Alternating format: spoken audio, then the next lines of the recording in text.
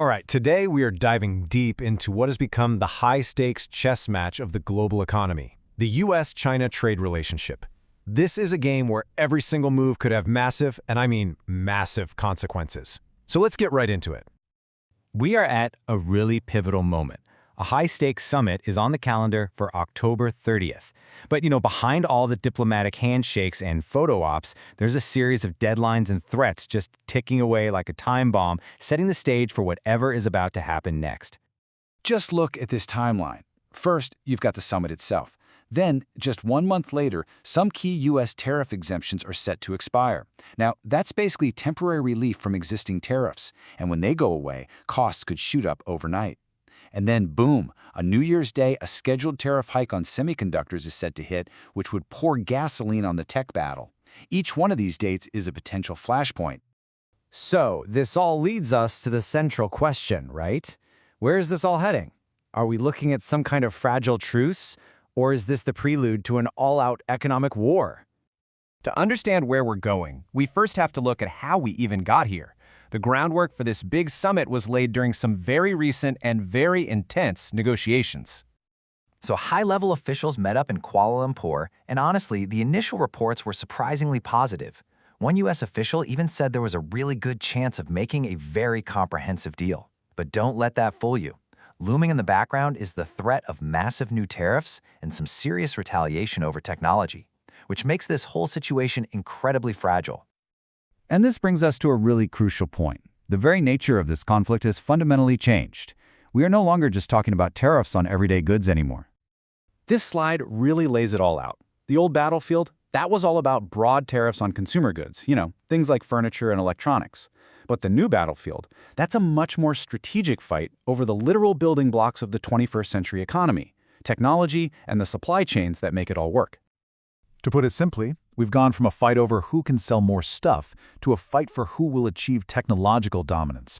This isn't just about market access anymore. It's about who is going to control the future of AI, of semiconductors, and of green energy.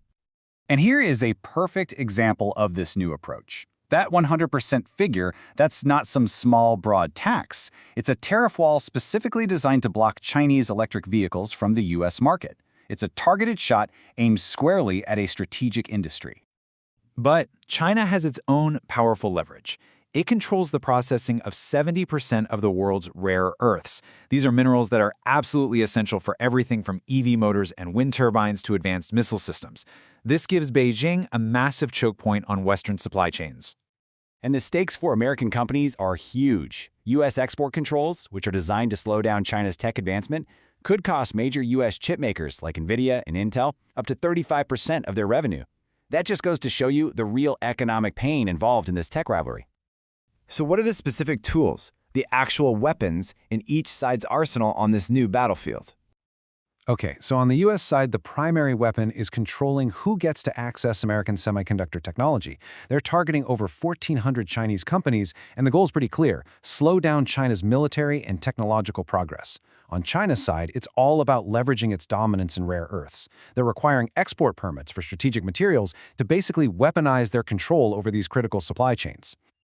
So, given this incredibly tense landscape, expert analysis is pointing to 3 possible scenarios for what could happen next. The most likely outcome, with about a 50% probability, is what analysts are calling status quo plus. Then you've got 2 other possibilities, each with a 25% chance, a more optimistic one, called targeted easing, and a much more pessimistic one, managed confrontation. Let's break down what each of these futures actually looks like. All right, so the base case scenario is basically just kicking the can down the road. The summit produces a fragile truce, the U.S. postpones some tariff hikes, China makes a few symbolic purchases of things like soybeans, but the deep structural conflicts over technology, they're just left to fester. It's really just a temporary pause, not a resolution. Now, in the more optimistic scenario, a real but limited deal actually gets done. Think of it as a tactical de-escalation. The U.S. might offer some very specific tariff relief on industrial goods, and in return, China commits to large, verifiable purchases of American products.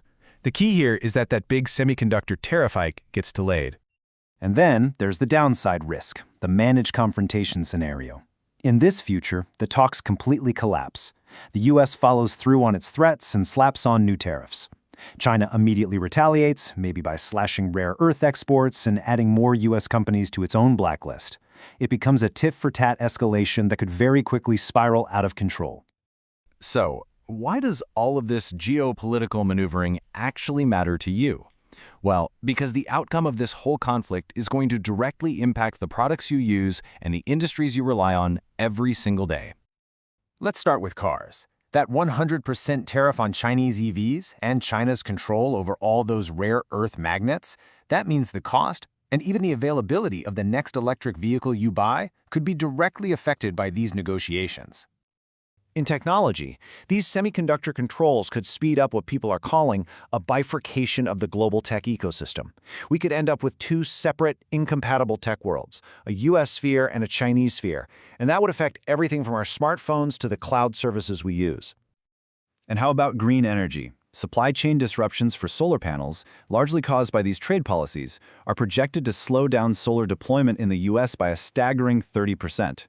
That has very real consequences for meeting climate goals. So what's the ultimate takeaway from all of this? I think it's that we have entered a new era, an era of permanent competition. This quote right here, it just gets to the heart of the matter. For decades, the goal of trade policy was economic efficiency, making things cheaper. Now the main driver is national security, making sure the country isn't vulnerable. This is the new normal, and it changes absolutely everything. And that leaves us with a critical and really tough question. As the world's two largest economies increasingly weaponize supply chains and technology, it forces us all to ask, in this new reality, is it even possible to build a supply chain that is truly secure and resilient?